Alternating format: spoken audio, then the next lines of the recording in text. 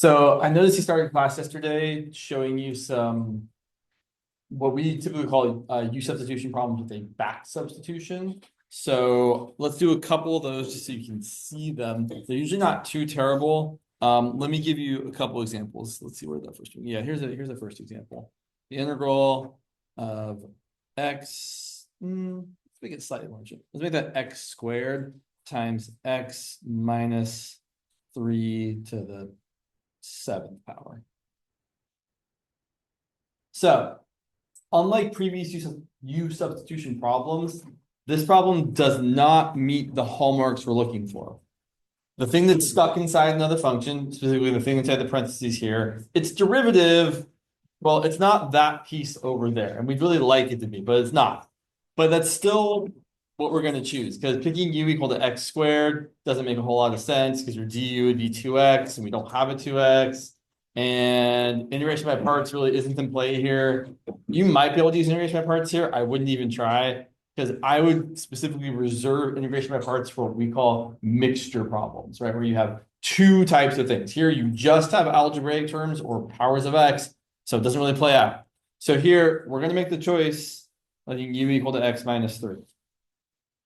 And yes, du is just going to equal dx. That's kind of nice when that happens. And if we start changing things to being in terms of u, well, that x squared is a problem, right? We've got, well, first of all, the most important thing, dx just gets to turn into du right there is the same, so that's great. And then x minus 3 to the 7th becomes u to the 7th. But then this x squared, it's left over. So what we're going to do is we're going to say, well, we're going to take what u is equal to and rewrite it solving for x. So if we add 3 to both sides, u plus 3 is equal to x. And we're going to plug in u plus 3 for that x. So instead of having x squared, we're going to have u plus 3 quantity squared. And then we're going to multiply it out. So we're going to get the integral of u squared plus 6u plus 9 times u to the 7th du. Then we're going to distribute the u to the 7th to each of the three terms. So we're going to get the integral of u to the 9th plus 6u to the 8th plus 9u to the 7th du.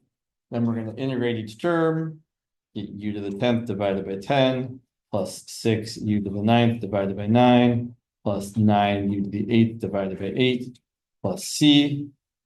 Lastly, we're going to rewrite it in terms of x because it's an indefinite integral. We have to end with the same variable we started with. So every u is going to become x minus 3. I'm also going to reduce that fraction to a 2/3. So we're going to have x minus 3 to the 10th over 10 plus 2 times x minus 3 to the 9th over 3 plus 9 times x minus 3 to the 8th over 8. So there's one example of what we call a back substitution, where we did a u sub, but there were leftover x's, so we solved for x in terms of u, and then we rewrote it. I had another example on my mind over here, and so yeah, there it is. So questions about that before we do another one?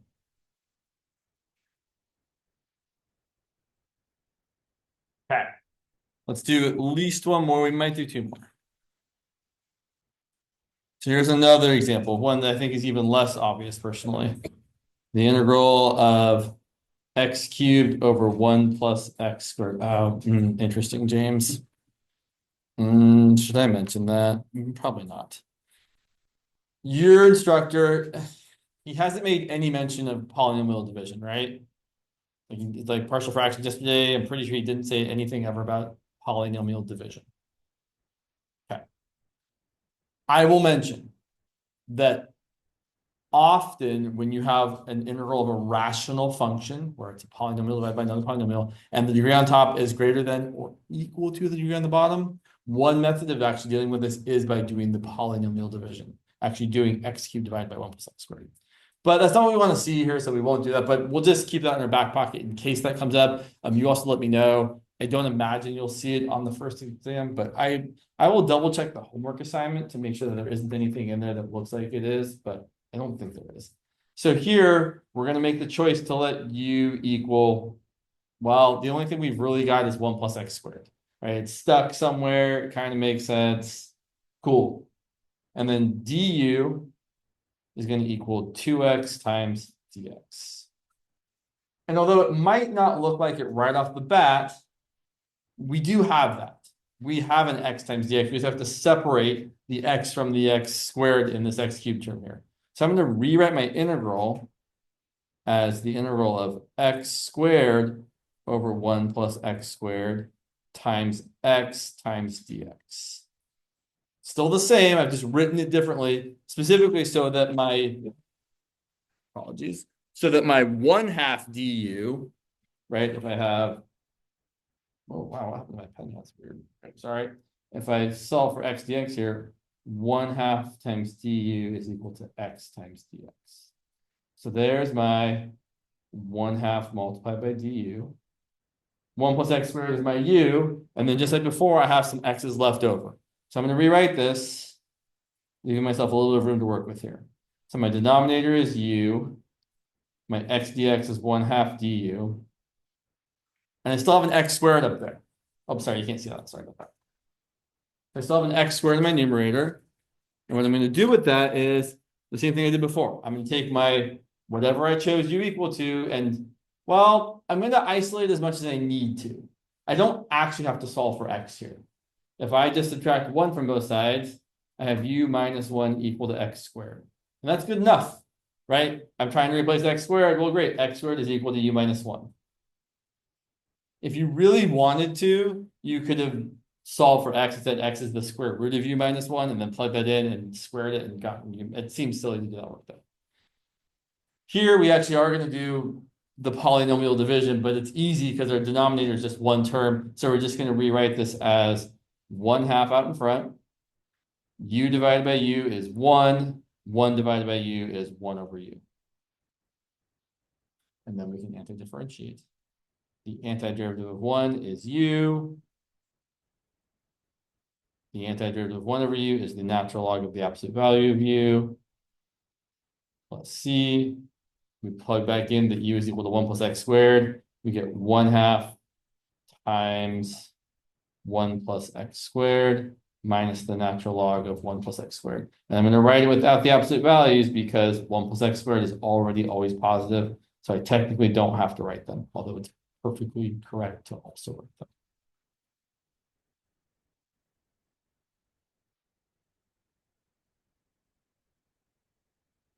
Okay. So kind of a bit of a pain. Certainly it's not the first thing I look for if I'm looking at an integral, but if I see an integral that is not a mixture, right, just has powers of x in the top and the bottom, if there's even a fraction, often this is a way to go, right? If a regular u substitution like isn't working out for me very nicely, then I think of, well, maybe it's a back sub. Maybe I should still try letting u equal the thing that's stuck and seeing if I can deal with those leftover x's. I will also point out that idea comes up even if it doesn't get you all the way there. So what I mean by that is, where'd you go? Example? Yeah, let's look at this example here. So yeah, there's something about this next example I don't love, but we'll make it work. So let's say we want to find the integral of e to the square root of x dx. Is that what I have? Yeah, that's what I have. So it's technically a mixture, right? You have an e to the something and you have an x to the 1/2, kind of ish. But it's not really a good candidate for integration by parts, or at least doesn't look like it, right? The only thing you could really choose for u is like the whole e to the root x. Although I think that would technically work, but it seems like too much. So I'm thinking, well, I don't have anything good to do for integration by parts, so I guess I'm going to try a u sub. And there's only really one candidate for u, the exponent, the square root of x. So we're going to try letting... Now, this is where I wish I could say we're going to do it slightly differently because we have some foreknowledge, but we really don't. So we're going to do a u sub, even though the result's going to be disappointing when we get to the next step. So we're going to let u equal the square root of x, or x to the 1/2. And our du is 1/2 x to the negative 1/2 dx. Not super duper helpful. I don't have that anywhere. So what do we do? Well, there's kind of two ways to do this. I think the easier way is to do this. So I don't see a good way to make my du dx interchange happen. Right? If I isolate dx, I'm going to have x's over here. That seems bad. Although there's a way to make that work, which I'll talk about in a second. But what I really want to do is if this seems like it's not going to work, take your u equal to the square root of x and solve for x. Square both sides. And now differentiate both sides. What's the derivative of u squared? What's the derivative of x? And then slap on a d whatever on each side is appropriate. So 2u du 1 dx. Oh, look. Dx is equal to 2 times u times du. So then we can rewrite our integral as the integral of, well, dx becomes 2 times u times du. And e to the root x becomes e to the u. Here's why this is disappointing at this point. Now it's an integration by parts problem. And I wish I hadn't used my variable u already, because I really like to use u when I'm doing integration by parts along with my dv. But so here's the thing I would say. If it were me doing this and I had an inclination that my u sub was going to lead to then integration by parts, I would probably use a different variable instead of u. You don't have to, but I really like to save my u and my v for integration by parts. So if I've already used u, it's kind of terrible. We'll make it work anyway. I will point out, if you wanted to get there using this, you can make it happen. It just feels like it's a little harder to see. If I tried to isolate dx, look what I would get. I would have du equal to 1 over 2 root x times dx. And if I multiply both sides by 2 root x, I have 2 root x times du equal to dx. But then root x is equal to u. So this is really the same thing. It's 2 du equal to dx. I just think it's less easy to see it that way. But if that way works better for you, that's also fine. I will remind you that whenever we're doing a u sub, we must ensure that everything that's x turns into something that's u. You can't have any x's left behind, especially not the dx. Okay, so I'm going to rewrite this as, I'm going to pull out the 2 actually first and write it as the integral of e to the u times u in front. Sorry, it's terrible. Apologies. U e to the u du. And now we're going to do integration by parts. Instead of using the letter u, we're going to pick any other letter we want. Typical choices are w or t. I'm going to pick t. So instead of using u, we're going to use t. So we're going to say that t equals, let's see, using the acronym LATE, we don't have any logarithms, but we do have an algebraic or any power of our variable, u to the first. So t equals u, dv is the rest, it's e to the u du. Our dt is 1 times du, and our v is the antiderivative of e to the u, which is e to the u. So now we're going to end up getting 2 times. So I'm actually going to write out the formula here to make it more clear, right? It's not going to be uv minus the integral of v du. It's going to be tv minus the integral of v dt, right? I used t instead of u in the formula because u was already taken, which I know is not the best, but it's what we got. So in this case, it's going to be 2 times t times v is u times e to the u minus the integral of v dt is e to the u du. Now we integrate, and I'm probably going to distribute this too as well. I'm going to get 2u e to the u, and then minus 2 times the integral of e to the u is just minus 2 e to the u plus c. And then finally, we go back to the original variable x by plugging in root x for u. So we're going to get 2 root x e to the root x minus 2 e to the root x plus c. Gnarly.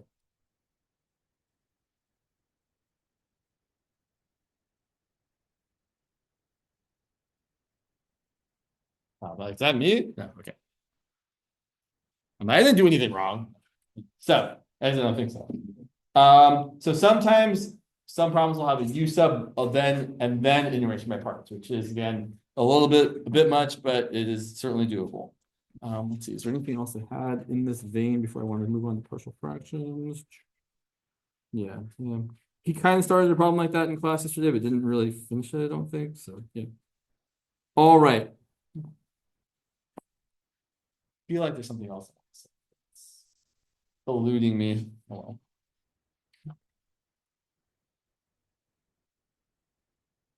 All right, so let's talk about partial fractions. Partial fractions actually aren't that terrible in that the method of integration is not hard. What you're really doing is you're using algebraic methods to rewrite an integral as easier things to integrate. That's really the process here. I think I've written down some examples for myself. I just figure out where I put them. There we go, right there. Cool. So yeah, let's try. Oh gosh. Sorry, I've written things and then I forgot where I put them. Yeah. Gosh, I'm really good at that. I think that's what I want. Let's try starting with this. We're going to find the integral. Well, actually, I'm going to switch it up for just 1 second here. Yeah. Well, we'll see how this works. 4x. I know I wrote my notes somewhere, and I've got like my hints of notes over here. I'm pretty sure it was x squared plus 4x plus 3. Sure. Well, we'll see what happens. X squared plus 4x plus 3. Yes. All right, so when you see something like this, you should at least consider a U substitution. And I would say that's kind of a blanket statement as far as I'm concerned. If you're ever integrating, you should always be like, well, let's at least think about if I chose a U substitution, would that work? It's not going to work here, right? If we pick U equal to x squared plus 4x, then our du is going to be 2x plus 4. And if you dx, and if you multiply that by 2 du is equal to 4x plus 8 dx. And I don't have that. I have 4x minus 5. But if I had 4x plus 8 in the numerator, then the u substitution would be the way to go for sure. So don't jump to partial fractions until you've at least exhausted u substitution. But then we really don't have anything else, right? We've got a rational function. The only methods we really have for dealing with things that are just powers of x are u substitution and simplification, and what we're about to talk about right now. So the thing that has to be true to use partial fractions are technically 3 things. The first thing is it must be a rational function. It's got to be a polynomial divided by another polynomial. The second thing that has to be true, and this is where polynomial division could come into play, is that the degree on top has to be strictly smaller than the degree on the bottom. And if not, you do polynomial division. Thirdly, the denominator must factor.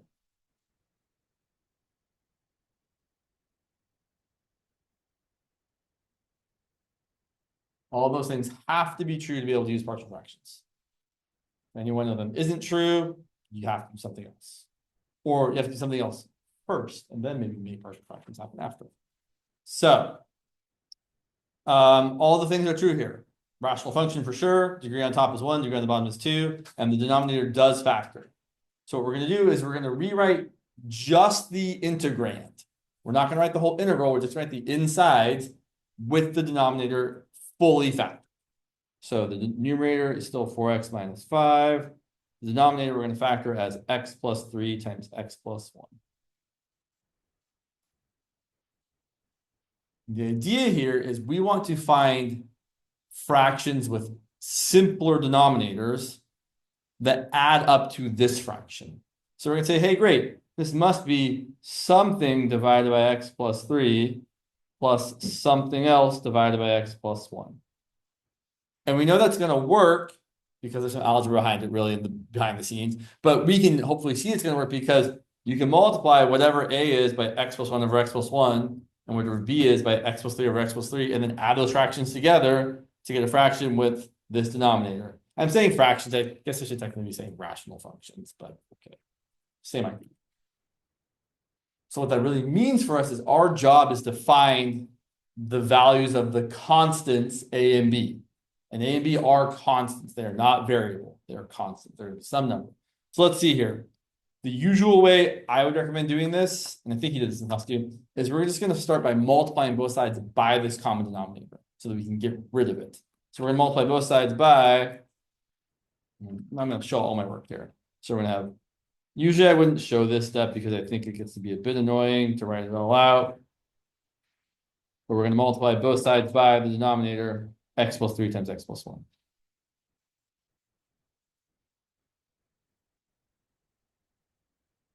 A x plus 3 times x plus 3 times x plus 1. Again, this is extra annoying to write this way. You definitely shouldn't write all this. You should just do it. But it's good to see that that is what you're doing in case you forgot. So now, the reason we're doing that is so that we don't have any more denominators. So on the left-hand side, the x plus 3 and the x plus 1 both cancel, and you get 4x minus 5. On the right-hand side, a over x plus 3 times x plus 3 times x plus 1, the x plus 3's cancel, and you're left with a times x plus 1. And then for b over x plus 1 times x plus 3 times x plus 1, the x plus 1's cancel, and we're left with b times x plus 3. There are many ways, there's a few ways of solving for a and b. I would say, regardless of what way you know or have seen, the first thing you should always do is what he did in class, which is what I call picking convenient values of your variable x. So these equations are true no matter what x is equal to.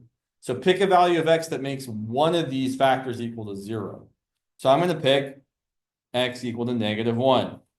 And then I'm going to plug that in for every instance of x. On the left-hand side, I'm going to have -4 minus 5 equal to a times 0 plus b times -1 plus 3. And then I can solve for b. So -4 minus 5 is -9 divided by 2. So I get -9/2 is equal to b. And then what's the other convenient value we can pick for x? -3. So then if we plug that in for all x's, we're going to get 4 times -3, so -12 minus 5 equal to a times -3 plus 1, so a times -2. I don't even want to write plus b times 0, because I don't need to. B times 0 is 0, plus 0 doesn't change anything. So solving this, we end up getting -17 divided by -2, or 17 over 2 is equal to a.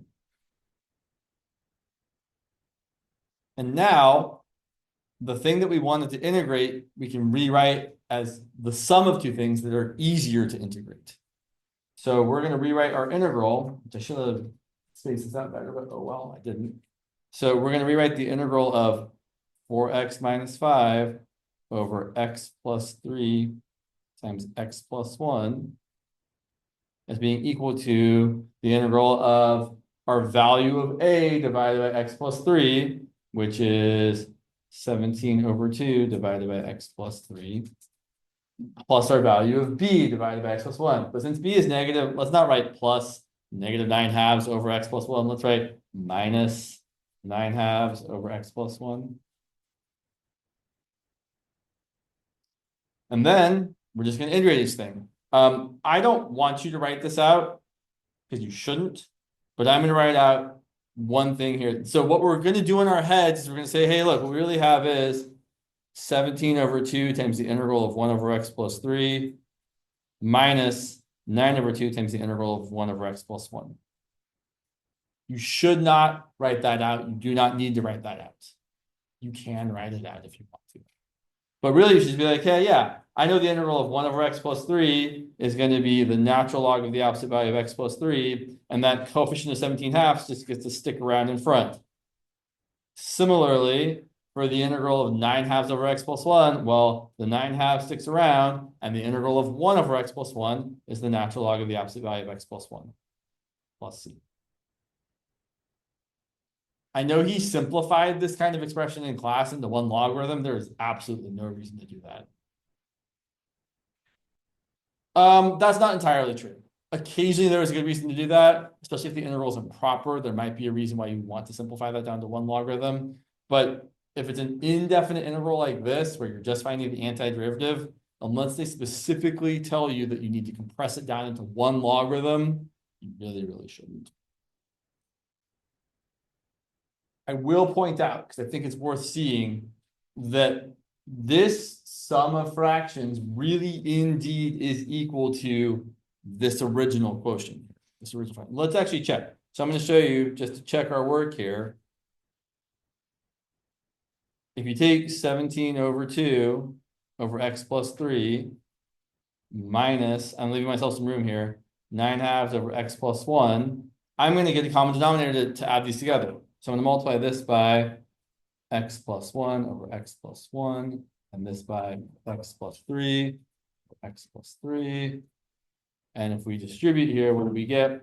We get, let's see, 17 over 2 times x plus 17 over 2 minus 9/2 times x minus 9/2 times 3 is minus 27 over 2. All divided by my common denominator, x plus 3 times x plus 1. 17 over 2 minus 9 over 2 is 8 over 2, which is 4. So that's going to be a 4x. 17 over 2 minus 27 over 2 is negative 10 over 2, which is minus 5. Hey, look, I got exactly what I started. Yep, that's a 4. So it really does work, breaking this fraction down into these partial fraction decomposition. Okay, let me grab some more examples here. Yeah, okay. So let's look at a couple more examples. We'll say a few more things here. Yeah. So let's say we had the following. The integral of x plus 3 over x squared plus 6x plus 8.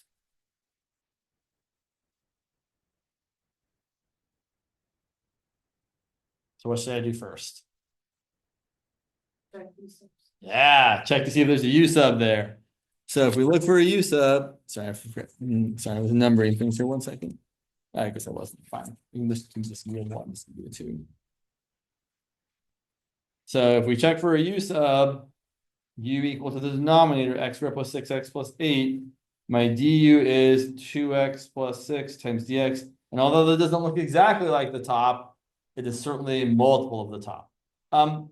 When it's a nice multiple, you can kind of go one of two. No, I don't know. There's ways you could go. I would probably just say 1/2 du is equal to x plus 3 times dx. So then we can rewrite this as the integral of 1/2 du divided by u. I never like writing it like that. I think it makes it harder to see what's happening to have this du in the numerator. So I would rewrite that as 1/2 out in front, the integral of 1 over u du. But I want you to be comfortable with seeing that the integral of 1 over u du is the same as the integral of du over u. But if you see either one of these, you're like, oh yeah, the integral should be the natural log of the absolute value of u. So here we're going to get 1/2 the natural log of the absolute value of u plus c, which is then 1/2 the natural log of the absolute value of x squared plus 6x plus 8.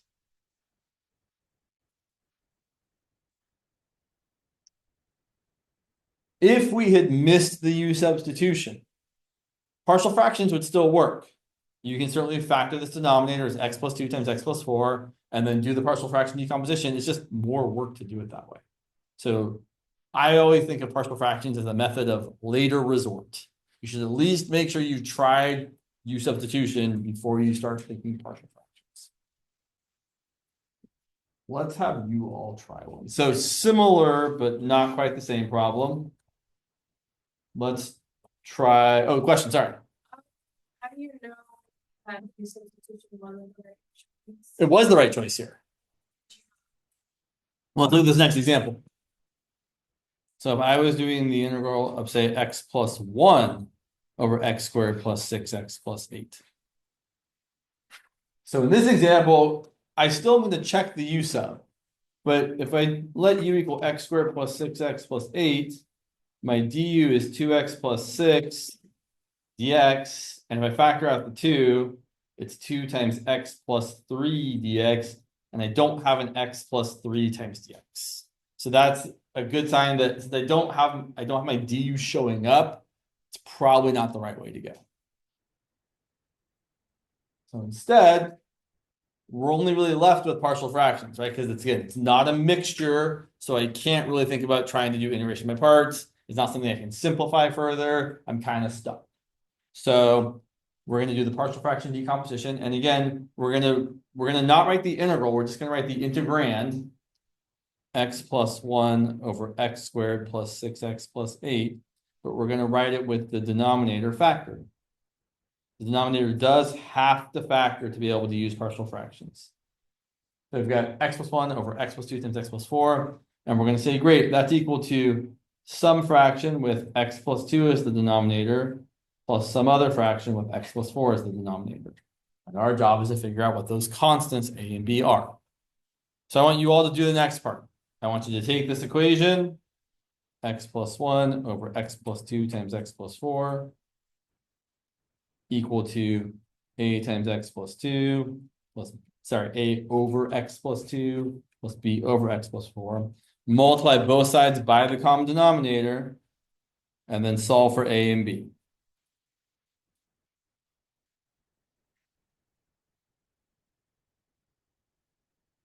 Solve for a and b by plugging in convenient values of x. Specifically, that you're going to be plugging in x equal to -2 and x equal to -4.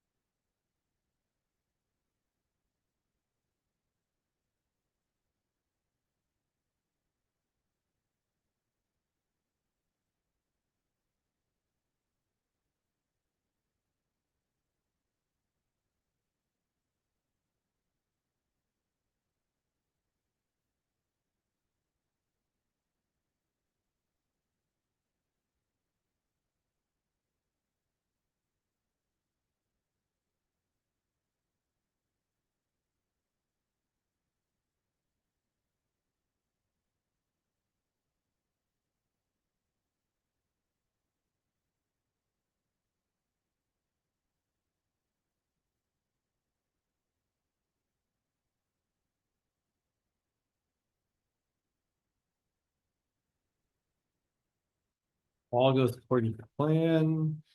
And you should get a equal to -1/2 and b equal to +3/2.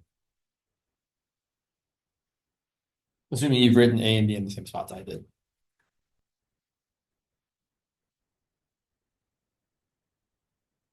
Let's see the process. So first step, after writing this equation, it's multiplying both sides by the denominator, x plus 2 times x plus 4. The left-hand side, you always just get whatever's in the numerator every single time.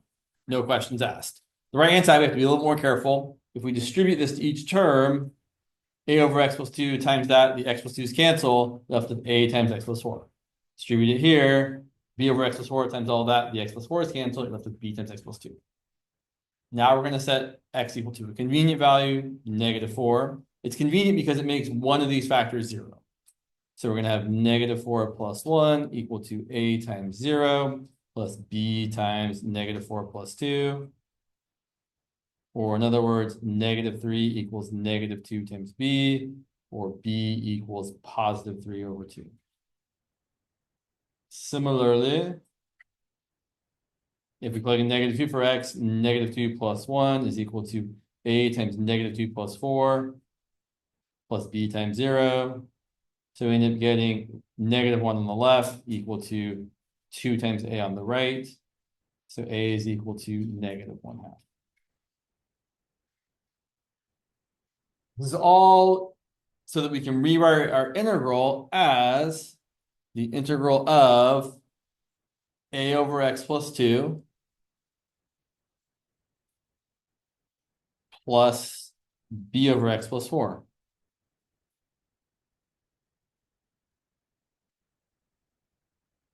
And then we can integrate relatively not terribly. Do I have enough room up there? Not really. So let's write it down here. So the integral of -1/2 over x plus 2 plus 3/2 over x plus 4. I'm going to say it again. I'm really ignoring the numerator. Right? That -1/2 there doesn't really matter. It kind of matters. But the integral of 1 over x plus 2 is the natural log of the absolute value of x plus 2. And the -1/2 just gets to hang out. So we get -1/2 times the natural log of the absolute value of x plus 2. And then the integral of 1 over x plus 4 is the natural log of the absolute value of x plus 4. And the 3/2 just gets to hang out as a multiple. Plus c.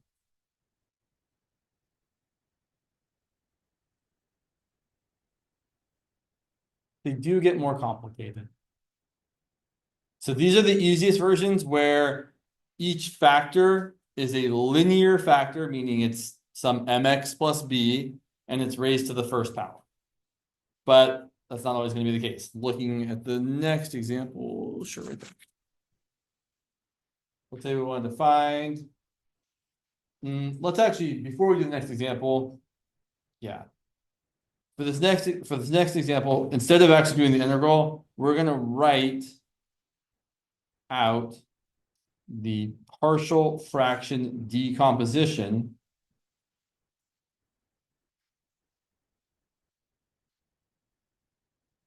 for, I'm going to still write it as an integral, for the integral of 2x squared minus 3x plus 7 over, how terrible do I want this to be? Not that terrible. X cubed times x plus 1 to the 4th. Yeah, times x squared plus 9. Yes. Okay. So the idea here is we're trying to say that this gross looking fraction, I don't really care about the integral part here. The gross looking fraction can be written as the sum of fractions with less complicated denominators. But we want every kind of possible denominator that where the fractions could still add up to having this common denominator. So here's what we're going to get. The gross stuff on the left, 2x squared minus 3x plus 7 over x cubed times x plus 1 to the 4th times x squared plus 9. I'm going to tell you right now, we're about to write out, I think, 8 different terms. So when you have something raised to a higher power, like x plus 1 to the 4th or x plus 0 to the 3rd, but x is still a linear factor, it's just being raised to a higher power. You need that highest power and every lesser power down to 1. I usually like to start with the higher power and then go down, but you can go the opposite way, start with the lowest power and then go up. So we're going to say we have a over x cubed plus b over x squared plus c over x. And then we move on to the next term. X plus 1 is a linear factor. It's raised to the 4th power. So we need that highest power. So d over x plus 1 to the 4th plus e over x plus 1 cubed plus f over x plus 1 squared. Sorry, my f and my e look the same. And plus, what letters next? G over x plus 1. Finally, the x squared plus 9 is not a linear factor, right? It's not some mx plus b. It's what's called an irreducible quadratic factor, meaning you can't factor it. But the better way of saying that actually is that if you were to set it equal to 0, there'd be no solutions.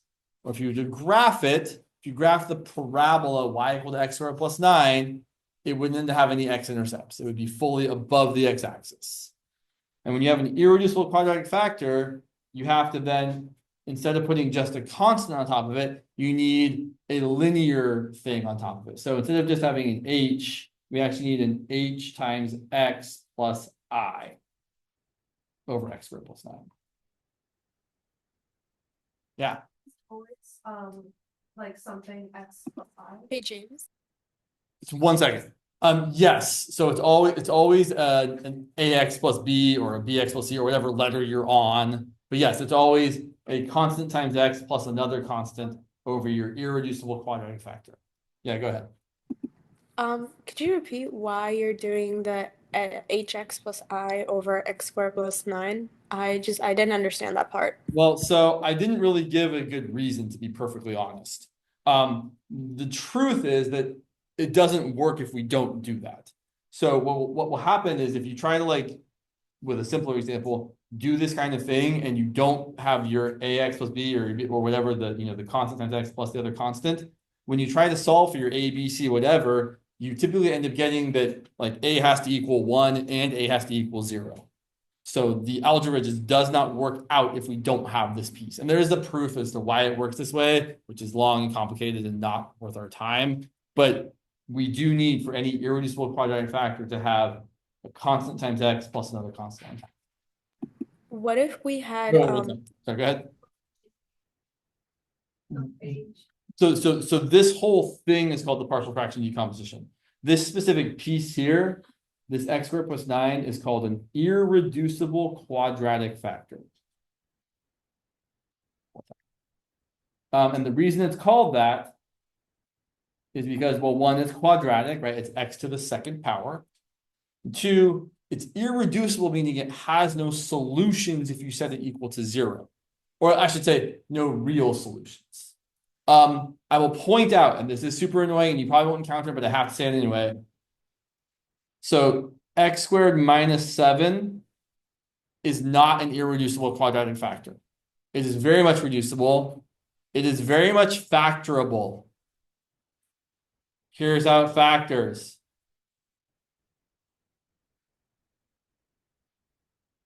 Technically, it factors. It has zeros. It has solutions if you set it equal to 0. It has roots. They're real. They're just not nice. So when we say irreducible quadratic factor, it really has to be something where you could not solve it equal to 0, even if the solutions are messy. And they're usually going to look like x squared plus a number, usually plus a square number, plus 1, plus 4, plus 9, most of the time plus 1. Go ahead. I was wondering, let's say you had x cubed plus 9 instead of x squared plus 9. I'm going to say, let's say we had x cubed plus 8 instead of x cubed plus 9. So I'll point out that x cubed plus 8, or actually any cubic, is never irreducible. So think about it. Think about the graph of a third degree polynomial. Does it have to cross the x-axis? Absolutely, it must. So it has to have at least one real 0. And then cubic polynomial like this factors as x plus 2 times x squared minus 2x plus 4. And the bad news is this part right here is an irreducible quadratic factor.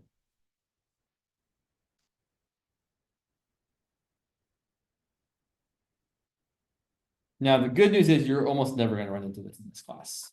If it was 21B, I'd say we should study this, but we usually don't get too intense with these in here. So we're going to leave this side the wayside. If you really, really want to do it in office hours, I'm happy to show it to you, but it's probably not something you want to spend that much time on. What would you write in the numerator for that? So if you had x cubed plus 8, well, so would so you if so it hx depends. So squared like, for plus ix example, plus I? if I was integrating 1 over x cubed plus 8, which I don't wish upon my worst enemy, you would write it as the integral of 1 over x plus 2 times x squared minus 2x plus 4. And then you would have to do a partial fraction decomposition where you said, okay, great, my 1 over x plus 2 times x squared minus 2x plus 4 is equal to a over x plus 2 plus, since this is an irreducible quadratic, not just b, but bx plus c over x squared minus 2x. So the power in the numerator of x, so like that power wouldn't change to like bx squared plus cx plus t. What It power would still where? Here? in the numerator, yeah. So it wouldn't increase or decrease. It just stays Never, bx because plus the c thing, regardless of what's because below. I'm gonna say this, you can only ever get a highest power of 2 that can't be dealt with. Any other higher power, and you can always break it down into lesser powers. Thank you. You're welcome. So let's look at an example where we have to actually do this, which is not gonna be nearly as terrible as this made up terrible thing I've given you. Well, let's look at something somewhat more reasonable, like. Yeah, there we go. Some number here, 5. So we have the integral of 3x minus 8 over x cubed minus 4x squared. This one? No, the last. Oh yeah, that one's terrible. We use it to emphasize how the pieces break down. Have that. I know, yeah, I saw what he had, and his like you had to like factor it first, and like there was an x minus 1 factor that went with this other one, so you have to be a little extra careful. So if we first check to make sure a u substitution isn't in play, we let u equal x cubed minus 4x squared, our du is 3x squared minus 8x, and it almost feels like that would work, but it doesn't, because you can't just factor out an x to the other side. So even though it'd be nice, no dice. So we move on, say great. We're going to use partial fractions. So we're going to rewrite our integrand, 3x minus 8. We're going to factor the denominator as much as possible. In this case, it just means factoring out an x squared. So the denominator is going to be x squared times x minus 4. Show me on your fingers. How many fractions am I going to write on the right-hand side here?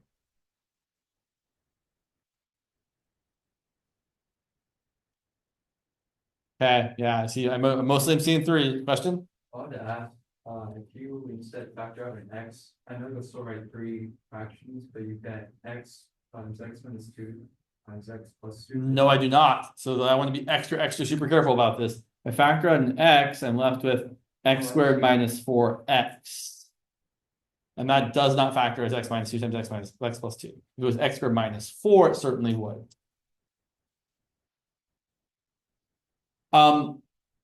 Quick aside here, fundamental theorem of algebra basically says that factoring is unique. So if you can factor a polynomial, great, there's only one way to do it.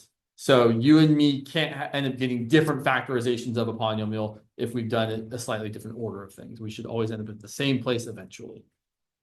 So here I'm going to write a over x squared plus b over x plus c over x minus 4. And then we're going to multiply both sides by the common denominator. So we're going to multiply everything by x squared times x minus 4.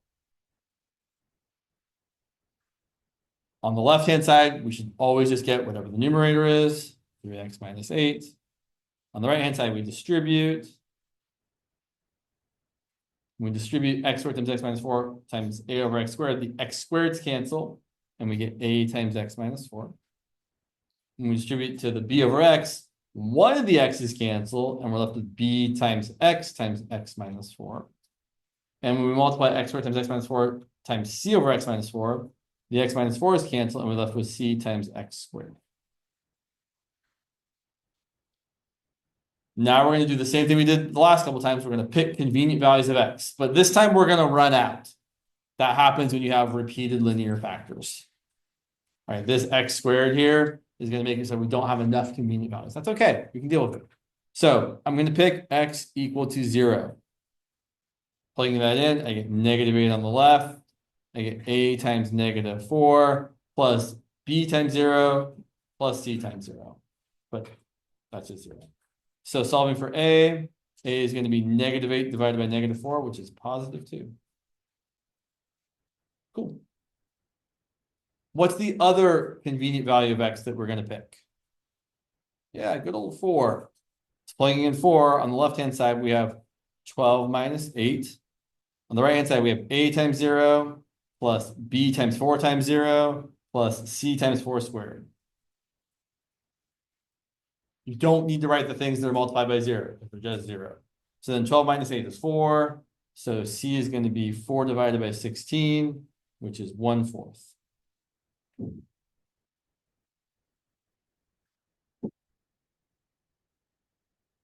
Now we've run out of nice values of X. There's a couple ways you can go here. If you have one thing left to find, but we only have to find B now, you can plug in the value you found for A and for C, and then pick any other value of X you want to plug in, and then solve for the remaining constant. That's not my preferred way of doing it, but let's try doing it that way anyway, just to kind of show you what happens. So I'm going to make a smart choice here. I'm gonna write, sure. So I'm gonna write 3. I haven't picked my value of X yet. I'm gonna write 3 times whatever I pick minus 8 equal to A, which is 2 times whatever I pick minus 4 plus, I haven't found B yet, so I'm just gonna write B times whatever I pick for X times whatever I pick for X minus 4 plus C, which is 1/4 times X squared. Normally, I would pick X equal to 1. I would pick 0 if I hadn't already yet chosen it. But normally I'm going to pick kind of the smallest thing because it's terrible, not terrible to do. But there's something in this problem that's telling me that there's a better choice. So if I pick X equal to 1, I'm going to have to deal with fractions. 1/4 times 1 squared is 1/4. What can I pick for X instead that's going to make so I don't have to deal with fractions? Yeah. 2 or 4 or any multiple of 2, really. If I pick X equal to 2, I'm going to get a 2 squared here, which is 4, and 4 times 1/4 is just 1. Seems like a much better choice. So it's a good idea. So again, this is also why I don't actually recommend doing this way. I'm going to show you the other way, which I think is superior in every way, shape, and form. But we'll plug in X equal to 2. And you get 3 times 2 minus 8 equal to 2 times 2 minus 4 plus B times 2 minus 4 plus 1/4 times 2 squared. And now we're going to simplify. 6 minus 8 is -2. 2 times -2 is -4. B times 2 times -2 is B times -4. And 1/4 times 4 is 1. So let's see. Adding 4, subtracting 1, I get -2 plus 4 is 2, minus 1 is 1. So 1 is equal to -4 times B. So -1/4 is equal to B. Not the way I like to do it or would recommend to do it. There's a better way, which is kind of slick. Oh, question. So that I didn't have to have a fraction over here. So if I had chosen, so I will say, this would also work if we picked X equal to 1, or really X equal to anything other than the number we'd already chosen. But by picking 2, I didn't have to deal with adding, subtracting fractions together. Right, yeah, because the whole point was to find what B was equal to, and I was just trying to make the arithmetic a little bit easier. Here's a better way, in my opinion. We can use a process that's called equating coefficients. So, what's the highest power of X in this whole equation? X squared. Great. So we're going to say, for these equations to be equal to each other, the amount of X squared on the left-hand side has to be the same as the amount of X squared on the right-hand side. Or a better way of saying that, the coefficient of X squared on the left has to equal the coefficient of X squared on the right. What's the coefficient of X squared on the left-hand side? 0. So on the left-hand side, we have 0x squared. On the right-hand side, let's see, a times x, that's not an x squared, so there's nothing there. But I do have a b times x times x. So I have a b times x squared, and I also have a c times x squared. Which means that b plus c had better equal 0. But we already know that c is equal to 1/4. So then 0 is equal to b plus 1/4. So -1/4 has to equal b. That seemed like it was a lot easier than the other thing we did. It's up to you ultimately.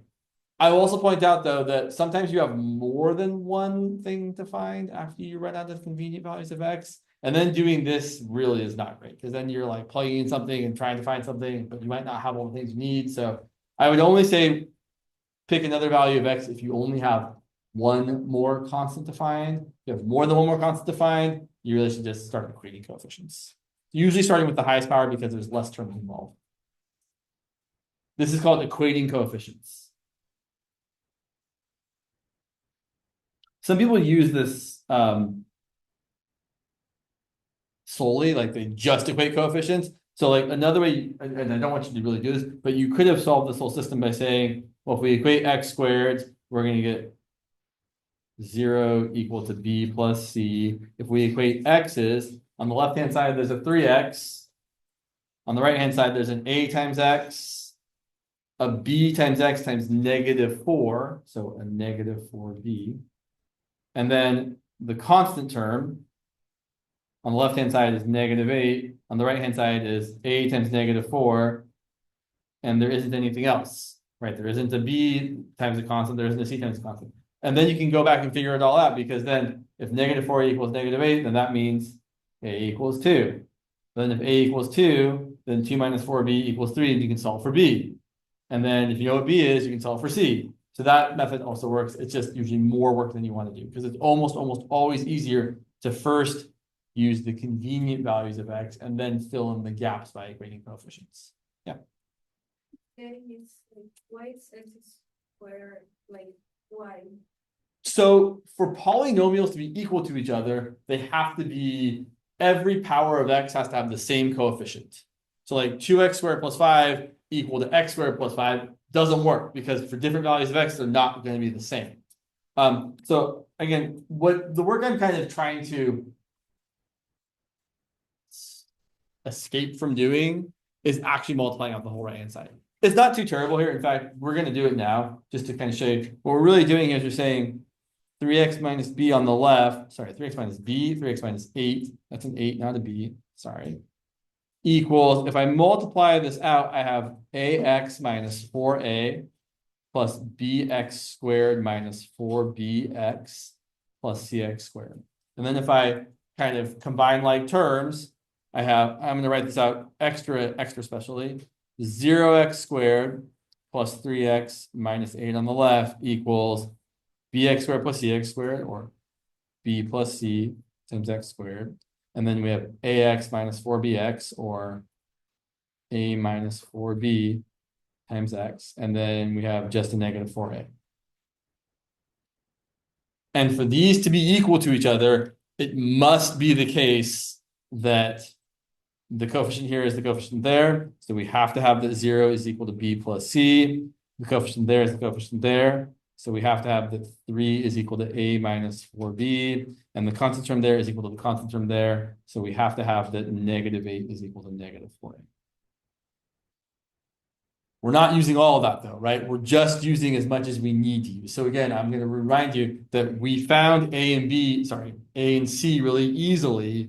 And then we're just saying, well, if we look at one of the powers of x, probably the highest power, if we look at the coefficient on the other side, we can usually solve for the thing that's missing. It's a bit much, I know, but it's what we got. So then we finished the partial fraction decomposition. Now we have to go back and do the integration. So back to the integral, we were doing the integral of 3x minus 8 over x cubed minus 4x squared.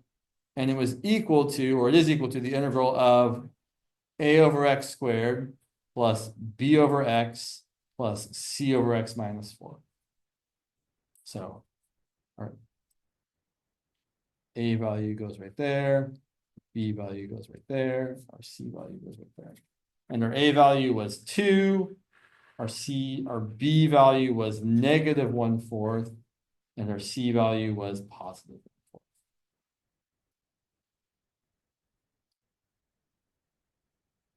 For denominators that have just an x to the first, it's going to be a usual logarithmic thing. For denominators that have a higher power of x, I would recommend rewriting it. I would rewrite this as the integral of 2 times x to the -2 minus 1/4 over x plus 1/4 over x minus 4. Or if not rewriting it, at least thinking of it that way. Sorry, it up. And then we can integrate. We get 2 times x to the -1 over -1 minus 1/4 times the natural log of the absolute value of x plus 1/4 times the natural log of the absolute value of x minus 4 plus c. I would definitely rewrite this if I had the time, but I wouldn't if I didn't, right? If you're really like short on time on an exam, just leave this as 2x to -1 over -1. Yeah, I would really much rather write this as -2 over x, but maybe I don't have time for that.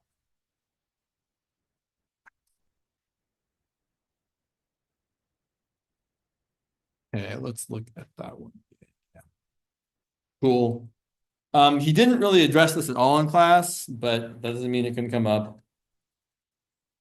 Let's look at, yeah, let's, I like a more complicated example, but fine.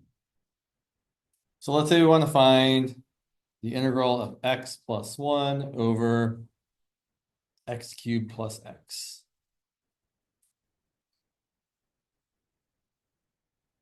Now, point out, there definitely isn't a good u substitution here, but it is a rational function.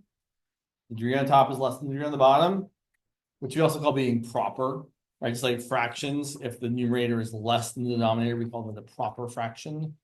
And the numerator is bigger than or equal to, we call it an improper fraction. This is called a proper rational function versus an improper one. And the numerator, sorry, the denominator does indeed factor, at least a little bit. So we're good to go. So we're going to think of this as x plus 1 over, I'm going to factor the denominator. I can only factor out an x. I'm left with x squared plus 1. I just want to remind you all, you cannot factor x squared plus 1. No dice. At least not if you're not using imaginary numbers, which we certainly are not. Although, prepare yourselves, because at the end of this quarter and in 17C, we will definitely be talking about imaginary numbers. So it's something that if you aren't super familiar with, you want to take a few minutes to remind yourself what that's all about. Not right now. Not until like exam 3. So we're going to write this as a over x plus bx plus c over x squared plus 1. All right, irreducible quadratic factor has to get a bx plus c. And then we're going to multiply both sides by the common denominator, just like every other time we've done a partial fractions problem. Left-hand side, we always get the numerator, x plus 1. Right-hand side, that times that cancels the x, so you're left with a times x squared plus 1. That times that cancels the x squared plus 1, so you're left with bx plus c times x. There's only one convenient value of x to use here. What is it? Not quite, actually. We plug in -1, none of these factors become 0. -1 squared is 1, 1 plus 1 is 2, -1 is -1. What can we pick for x that's going to make either x squared plus 1 0 or x equal to 0? 0. So we pick x equal to 0, we're going to get 1 on the left, and a times 1 plus 1 plus bx plus c times 0. You don't really need to write that out, but I just want to point out, oh yeah, that's all just going to be 0. So then 1 is equal to 2a, so 1/2 is equal to a. I did. I made a mistake. Thank you so much. Good call. So 1 is equal to a. Thank you. Yeah, right on. And now we've run out of convenient values of x. This is definitely where I think equating coefficients is the right way to go. So let's just multiply out the right-hand side. So we have x plus 1 on the left equal to a times x squared plus a plus b times x, so b times x squared plus cx. Or thinking of it more kind of with all the terms, 0x squared plus 1x plus 1 equals a plus b times x squared plus c times x plus a. So it looks like a plus b had better be 0. But since we know that a is equal to 1, that means that b is going to have to equal -1. And it looks like c has to equal 1.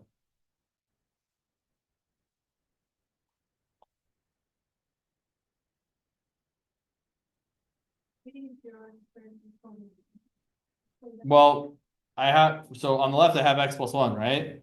But x is just 1x. What's 0 times x squared?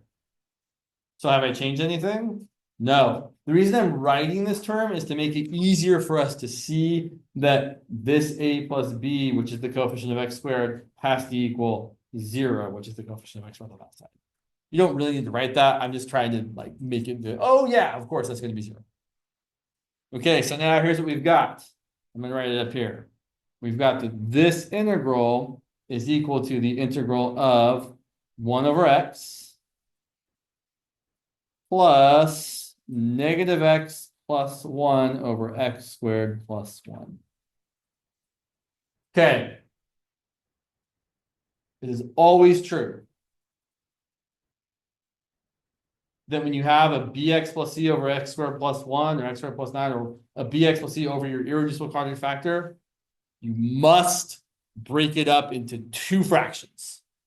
So we're going to say that this integral of 1 over x plus negative x plus 1 over x squared plus 1, we really must write it as 1 over x plus negative x over x squared plus 1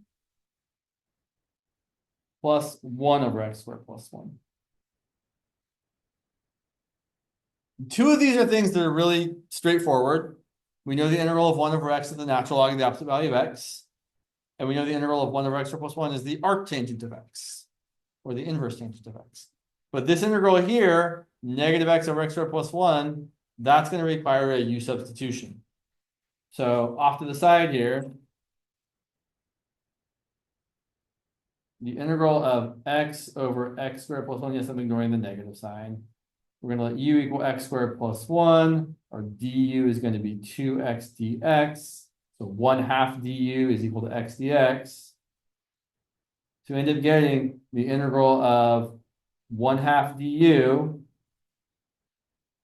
over u, which ended up being 1/2 natural log of absolute value of u, which is 1/2 natural log of the opposite value of x squared plus 1.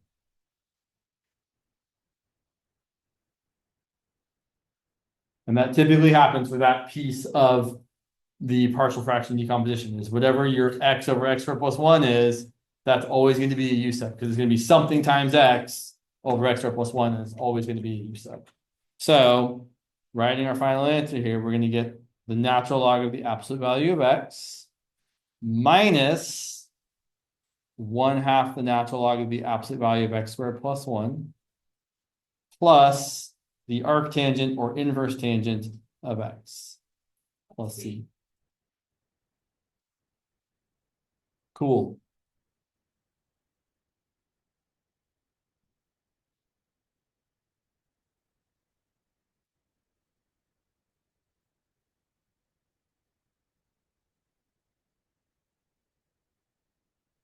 Okay.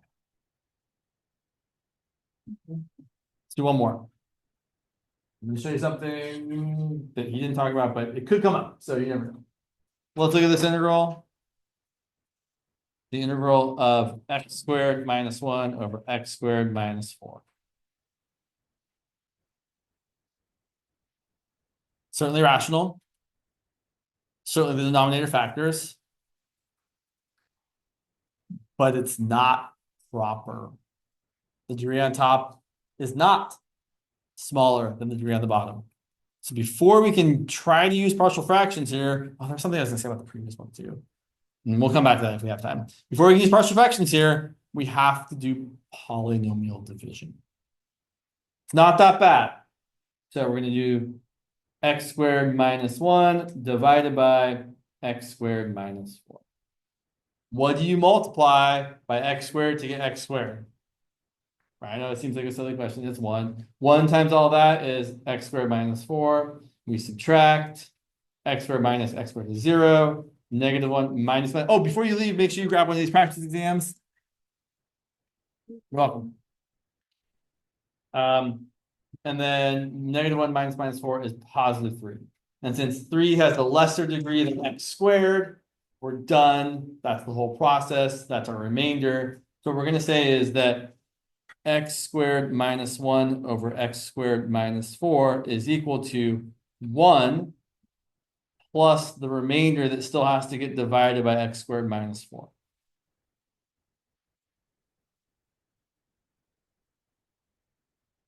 Yeah. You say e, I say it's not that bad. And then the integral of x squared minus 1 over x squared minus 4 can be reimagined as the integral of 1 plus 3 over x squared minus 4. And then that's going to be x plus the integral of 3 over, I'm going to factor the bottom, as x minus 2 times x plus 2. And now this part is a partial fractions problem. So we're going to do a partial fraction decomposition. 3 over x minus 2 times x plus 2 is equal to a over x minus 2 plus b over x plus 2.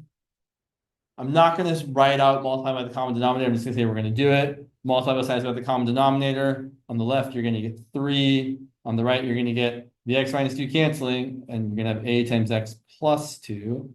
And for the b term, the x plus 2 cancels. You're going to get b times x minus 2. If we set x equal to -2, we get 3 on the left. Oh, look, this is kind of the first time we've seen this. There's nowhere on the left to plug in x. That's okay, but sometimes that happens where there isn't any x on the left-hand side. So we get 3 equal to a times 0 plus b times -2 minus 2. So we get b equal to -3/4.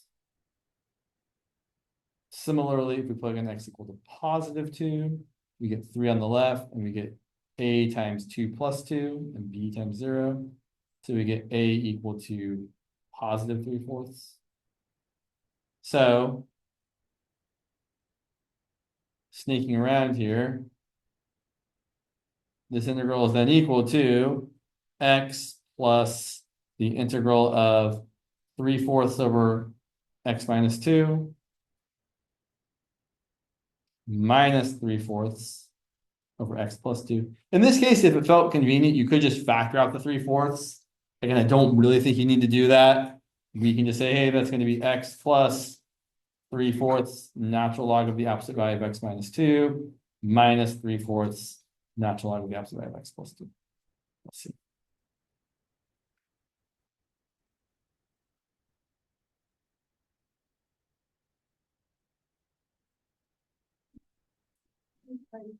More complicated, probably the ones that you want to divide first. You did divide, like, you mean like this one here? I really don't know. Like, it's certainly not unreasonable, but also you didn't talk about it in class, but also, right, right, you can kind of go anyway. I want to go back to the previous example just for 1 second, because I wanted to point out to you all that in this previous problem, do make sure you grab a practice exam. And I will post solutions to that practice exam sometime before Monday. If we'd forgotten the bx plus c here and just done like a b, I want to point out that it doesn't work out. So if we had tried saying, and you probably don't need to write this down, but I just want you to see it. If we had tried this, x plus 1 over x times x squared plus 1 equal to a over x plus b over x squared plus 1. Well, if you multiply both sides by the common denominator, we're going to get x plus 1 on the left equal to a times x squared plus 1 plus b times x. And then if we let x equal to 0, we're going to get 1 on the left and a times 1 on the right. So we get a equal to 1. But then if we start equating coefficients, well, on the left-hand side, we have 0x squared. On the right-hand side, we have ax squared, which means a had better be 0. Oh, that's a problem. The problem here, right, is that if you actually multiply this out, you have 0x squared plus 0x plus 1 on the left, and you have ax squared plus bx plus a on the right. And there isn't a way to make that work. A can't be 0 and 1 at the same time. So you really have to, when you have an irreducible quadratic factor like that, have your linear term on top, your ax plus b or your b, whatever your letters are or something x plus something. I was just showing everyone how we have to have, right, if you forget the bx plus c over here, you're gonna run into problems, and it's not gonna work out. You're gonna get something like a equal to 1 and a equal to 0, which isn't possible.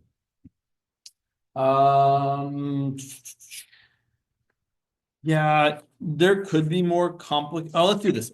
So this is not quite the same thing, but I still think it's worthwhile. Yes. Yes. Maybe if I can find it right there. Yeah. Okay. Yeah.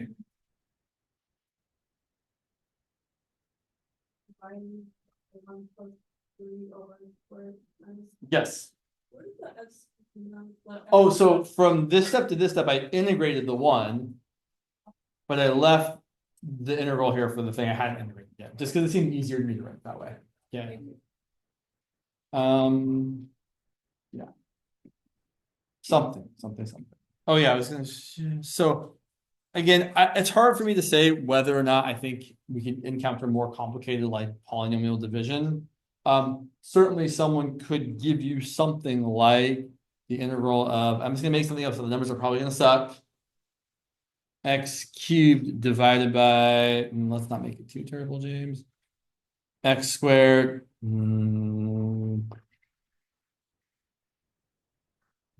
X squared minus 2x minus 3. So clearly, you can't use partial fraction decomposition yet because the degree on top is bigger than or equal to the degree on the bottom. So we do partial fraction, sorry, we do polynomial division first. So we're going to take our x cubed and divide it by x squared minus 2x plus 3. And I'll point out, it's usually helpful, I think, to write out the rest of the things that aren't there. So I have x cubed plus no x squared plus no x plus nothing. And then x squared multiplied by x gives you x cubed. So you do x times all this, you get x cubed minus 2x squared plus 3x. You subtract. That minus that should be 0. 0 minus minus 2 is positive 2x squared. 0 minus 3 is minus 3x. Bring down to 0. Repeat the whole process. What do you multiply by x squared to get 2x squared? 2. 2 times x squared is 2x squared. 2 times negative 2x is negative 4x. 2 times 3 is 6. Subtract. That minus that is 0. Negative 3x minus negative 4x is positive x. 0 minus 6 is negative 6. So here's the way this actually helps me write out what it's equal to. This x minus 6 still has to get divided by x squared minus 2x plus 3. So that means this integral, or I should say this fraction, is equal to x plus 2 plus the thing that has to get divided by the thing divided by the thing. So the remainder x minus 6 divided by the thing it still has to get divided by.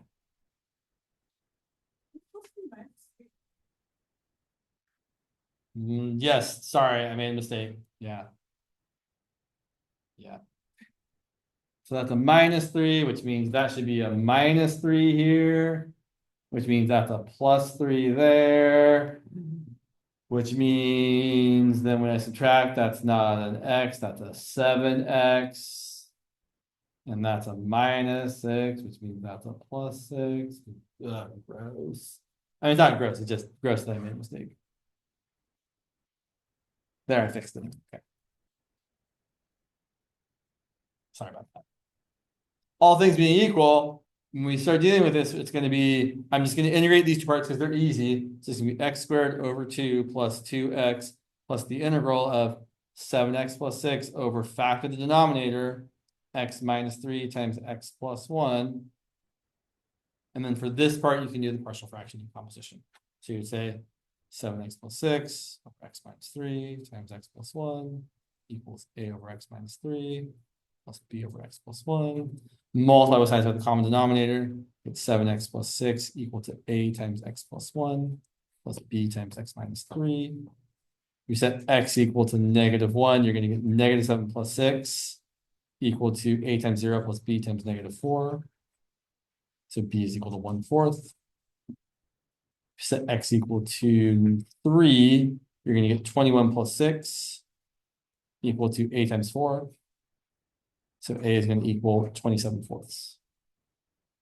So then we can say that this is equal to x squared over 2 plus 2x plus the integral of 27/4 over x minus 3 plus 1/4 over x plus 1. And then the rest is pretty great. That's x squared over 2 plus 2x plus 27/4 natural log of the absolute value of x minus 3 plus 1/4 the natural log of the absolute value of x plus 1. Oops. Partial fractions are usually kind of gross. It's just the way it goes. Go ahead. After you found the same degree, or not the same degree, like the highest degree for the bottom. So where we're at, where the integral is instead of that, Here, below. here. Yeah, right there. Uh-huh. Should we still do use substitution to make sure, or should we? I mean, you're not wrong. You should, yeah, because occasionally you do end up getting a numerator that actually ends up being the derivative of the denominator. So if my remainder here had instead been like 2x minus 2, I should have checked for u substitution. It's an excellent point. Yeah. Yeah. Whenever I should say this, whenever before you start going down the path of partial fractions, make sure you've checked for a u substitution. I have a practice exam for you all. I will tell you, I essentially looked at the exam he gave in spring quarter and changed some of the problems a little bit, but this is very, very similar to the actual exam he gave last spring quarter. So definitely treat it like it is an actual practice exam. It is not like here are some problems to work on. It's a practice exam, try to take it like an exam. But I will tell you, he gave an exam of this length as an exam. So be ready for that on Monday. And I will post solutions probably by soon. All right, that's all I got. Have an excellent weekend. Study for your exam. And I'll see you on Tuesday for the aftermath.